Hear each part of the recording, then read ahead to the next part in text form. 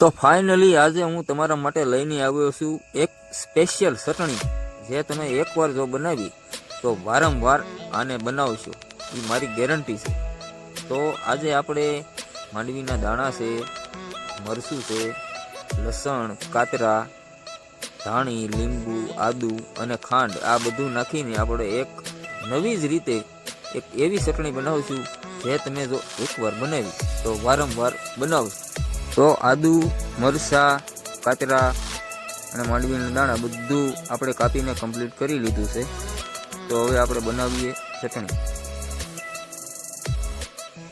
તો આપણે મિક્સરમાં આપણે બધું જ એડ કરી દઈશું। મરચાં એડ કરી દઈશું,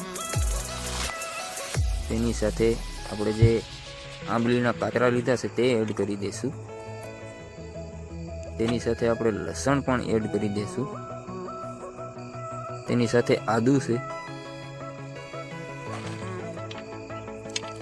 આપણી લીલી ધાણી જે આપણે કાપીને કમ્પ્લીટ કરી તે છે, તેની સાથે સિંગ દાણા છે।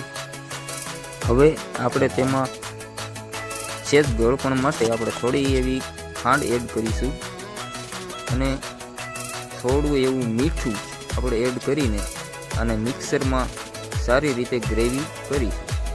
હવે આપણે આમાં થોડો લીંબુનો રસ એડ કરીને થોડું ધાણા જીરું નાખી દેવાનું છે, પછી મિક્સરમાં ગ્રેવી કરી નાખવાનું છે।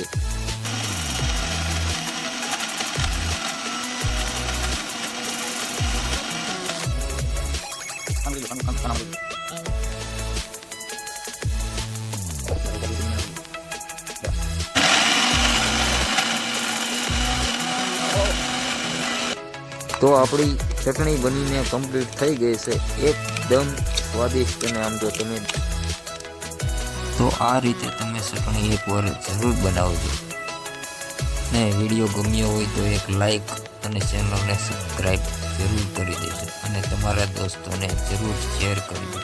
મળીએ છીએ નવા વિડીયો સાથે।